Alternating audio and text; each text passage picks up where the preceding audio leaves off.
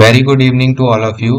आज के लेक्चर में हम डिस्कस करेंगे हमारी सीरीज का next topic, that is coal and petroleum. तो ये कोल एंड पेट्रोलियम होते क्या हैं और ये बनते कैसे हैं। तो कोल एंड पेट्रोलियम दोनों फ्यूल्स की कैटेगरी में आते हैं। फ्यूल्स वो होते हैं जो कई सालों पहले डेड एंड डिके मटेरियल जो कि ट्रीज का था एंड इंसेक्ट्स या एनिमल्स जो दब जाते हैं हमारी अर्थ की सरफेस के अंदर और फॉर्म हो जाते हैं, कन्वर्ट हो जाते हैं किसमें, फ्यूल्स में। और ये फ्यूल्स होते हैं तीन तरह के, जैसे कि कोल, पेट्रोलियम एंड नेचुरल गैस। ये तीनों के तीनों कैटेगरी के फ्यूल्स नॉन रिन्यूएबल होते हैं और एग्जॉस्टेबल होते हैं। मींस इनको रिन्यू नहीं किया जा सकता, यानी एक बार अगर यूज हो गए दोबारा से कन्वर्ट करके इनको हम इनकी ओरिजिनल फॉर्म में नहीं ले जा सकते हैं। देन बात करते हैं सबसे पहले कोल की। कोल एक तरह का हार्ड सब्सटेंस होता है जो कि ब्लैक कलर का दिखाई देता है और इसके अंदर सबसे ज्यादा कार्बन देखने को मिलता है। ये एक स्लो प्रोसेस से कन्वर्ट होता है। डेड वेजिटेशन जो होते हैं ना, जैसे कि प्लांट्स वगैरह जो अर्थ की सरफेस के नीचे बरी हो जाते हैं, दब जाते हैं, और वो कुछ समय बाद high pressure and high temperature के चलते कोल में कन्वर्ट हो जाते हैं and this process is known as carbonisation. And products of coal भी हमें देखने को मिलते हैं, यानी जो कोल होता है ना उसकी रॉ फॉर्म होती है वो बहुत ही ब्लैक कलर की और हार्ड सब्सटेंस होता है और इससे कन्वर्ट कर करके हम और भी प्रोडक्ट्स बनाते हैं कोल के। तो कोल के प्रोडक्ट्स की अगर बात करें तो कोल गैस जो कि कुछ ऐसी दिखाई देती है, एंड कोल टार जो कि ऐसा होता है, मतलब डार्क कलर का एक ब्लैक सब्सटेंस होता है जिसकी स्मेल बहुत गंदी होती है। And then Coke. कोक जो होता है वो कोल के कंपैरिजन में थोड़ा सा सॉफ्ट मटेरियल होता है एंड ड्राई होता है ना। ये भी एज अ मतलब इनफ्लेमेबल सब्सटेंस की तरह यूज होता है, फ्यूल्स की तरह। देन बात करते हैं कोल गैस की। तो कोल गैस जो होती है वो एक तरह का कोल प्रोडक्ट होता है, मतलब जब कोल को कोक में कन्वर्ट किया जाता है तो एक प्रोडक्ट रिलीज होता है that is known as coal gas, जिसको हम कोल गैस बोलते हैं। और इसका मिक्सचर जो होता है मेनली मीथेन और हाइड्रोजन से बनता है, यानी इसके अंदर मीथेन और हाइड्रोजन बहुत ज्यादा मात्रा में देखने को मिलती है एंड कुछ कार्बन मोनोऑक्साइड के पार्टिकल्स भी देखने को मिलते हैं। देन इसकी जो कैलोरीफिक वैल्यू होती है वो बहुत ही हाई होती है, मतलब high calorific value in the sense बहुत ज्यादा अच्छे से, मतलब जलने पे बहुत एनर्जी प्रोड्यूस करता है कोल गैस।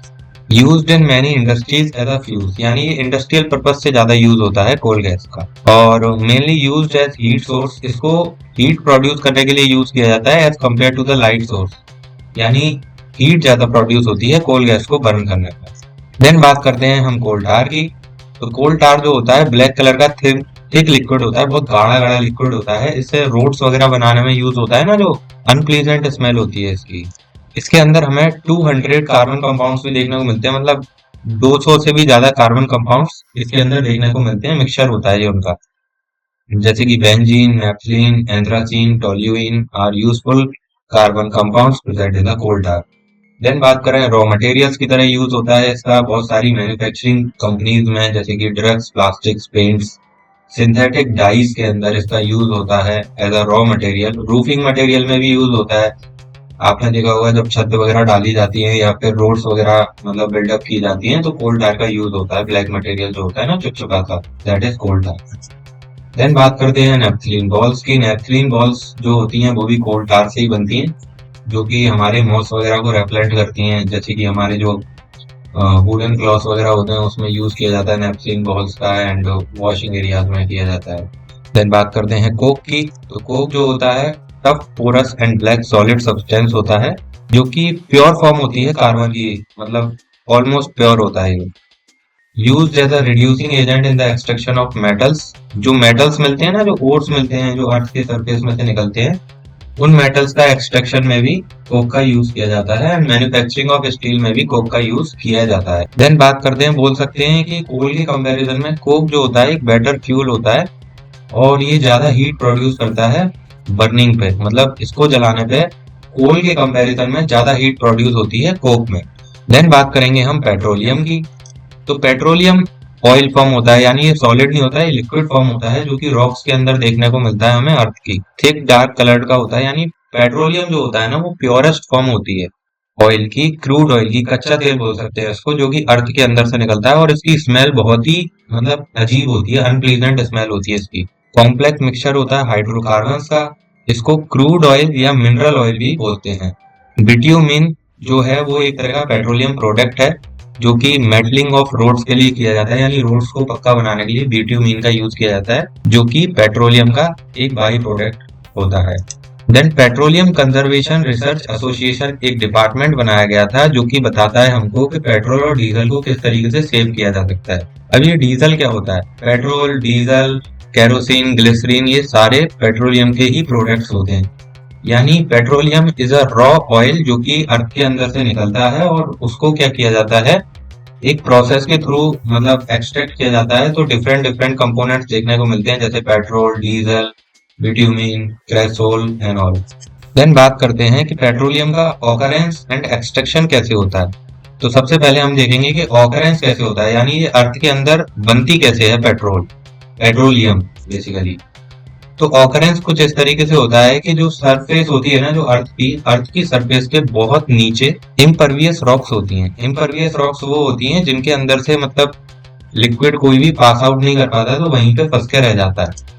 तो उसके अंदर हमें पेट्रोल देखने को मिलती है। It is found above the water, ये वाटर के ऊपर देखने को मिलती है, यानी अर्थ के अंदर हमें वाटर देखने को मिलता है, बट वाटर के ऊपर हमें पेट्रोलियम देखने को मिलता है, कहीं कहीं पर, हर जगह नहीं, कुछ पर्टिकुलर एरियाज है वहां पर। तो ये क्या है, हमें पता ही है ऑयल जो होता है वो वाटर से हल्का होता है, और इसी रीजन की वजह से पेट्रोलियम जो होता है वो वाटर की जो सरफेस होती है, यानी जो वाटर बेल्ट होता है हमारी अर्थ की सरफेस के नीचे, उसके ऊपर हमें पेट्रोलियम देखने को मिलती है। और इस तरीके से पेट्रोलियम के प्लांट्स बनाए जाते हैं, जिसके थ्रू पेट्रोलियम ऑयल को एक्सट्रैक्ट किया जाता है। And these are the impervious rocks, जैसा कि मैंने आपको बताया था अभी ऊपर। देन बात करते हैं इसके एक्सट्रैक्शन की, कि इसको अर्थ के अंदर से निकाला कैसे जाता है। तो ऑयल वेल्स ड्रिल किए जाते हैं, यानी बड़े बड़े कुएं बनाए जाते हैं, और जिसके थ्रू पेट्रोलियम को एक्सट्रैक्ट किया जाता है और नेचुरल गैस को भी एक्सट्रैक्ट किया जाता है, लाइक दिस। देन बात करते हैं, सबसे पहले पेट्रोलियम जो थी वो अर्थ सरफेस पे मिलती थी, लैंड के नीचे, बट आजकल क्या है ना, सी सरफेस के नीचे भी हमें पेट्रोलियम के वेल्स देखने को मिलते हैं। तो 1859 में पहला ऑयल वेल ड्रिल किया गया था पेंसिल्वेनिया में। अगर मैं बात करूं इंडिया की, तो इंडिया के अंदर आसाम में, गुजरात में, मुंबई में एंड कुछ गोदावरी और कृष्णा रिवर्स के बेसिन में हमें पेट्रोलियम देखने को मिलता है। देन बात करते हैं इसकी रिफाइनिंग की। जो रिफाइनिंग होती है उसमें डिफरेंट डिफरेंट हमें प्रोडक्ट्स देखने को मिलते हैं इसकी सेपरेशन के टाइम पे, जैसे कि petroleum gas, petrol, diesel is called refining.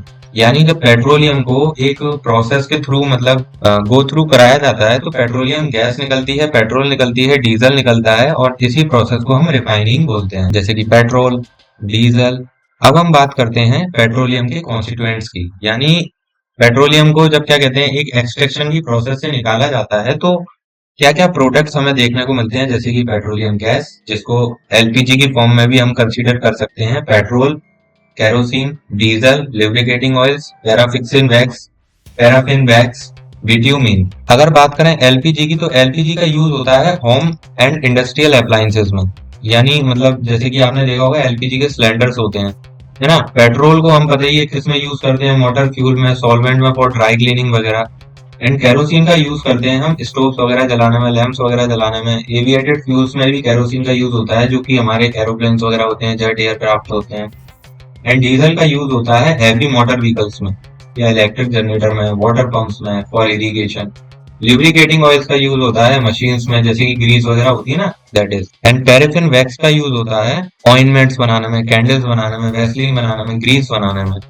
Bitumen का यूज होता है रोड की सर्फेसिंग करने में, ब्लैक पेंट्स बनाने में, वाटर प्रूफिंग रूफ्स वगैरह बनाने में, बिल्डिंग की।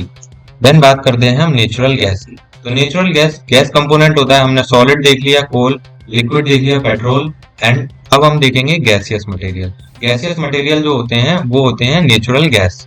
नेचुरल गैस जो होती है, इसके अंदर मेनली मीथेन होता है, जो कि स्मॉल क्वांटिटी में ईथेन भी कैरी करता है। ईथेन और मीथेन ज्यादा होता है, और ईथेन थोड़ा स्मॉल क्वांटिटी में होता है as compare to the methane. And propane भी होता है इसके अंदर।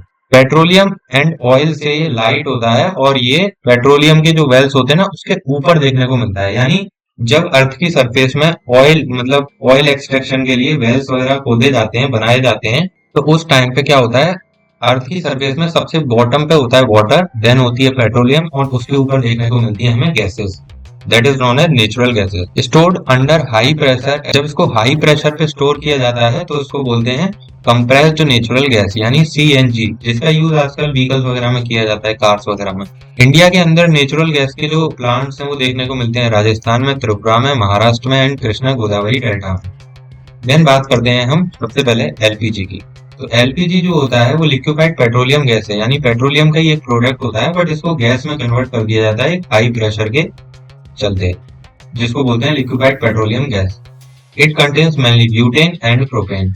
हाई कैलोरिफिक वैल्यू होता है इसका, मतलब ये बहुत जल्दी बर्न होती है और एनर्जी बहुत ज्यादा प्रोड्यूस करती है, और स्मोकलेस फ्लेम मतलब डेवलप करती है, यानी इसमें स्मोक नहीं होता है। And does not cause any air pollution, air pollution भी नहीं होता है जो हमारी किचन वगैरह में जो गैसेज यूज होती है, that is LPG. Does not produce any poisonous gas, इसके अंदर कोई पॉइजनस गैस नहीं होती, इसलिए इसका यूज किया जाता है फूड वगैरह की कुकिंग में, बर्निंग में, है ना।